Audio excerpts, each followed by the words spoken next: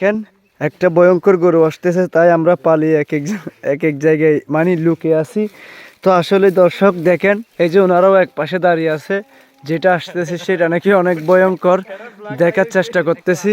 এই যে দেখেন কোথায় দাঁড়িয়ে আছি আমরা সবাই, এই যে ওইটা আসলে আপনাদেরকে দেখাবো, আপনারা দেখার জন্য প্রস্তুত থাকেন।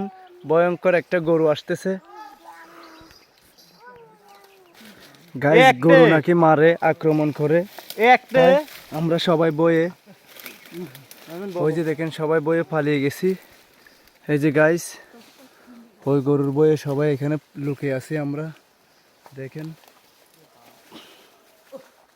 আসো আসো, একটাই গরু।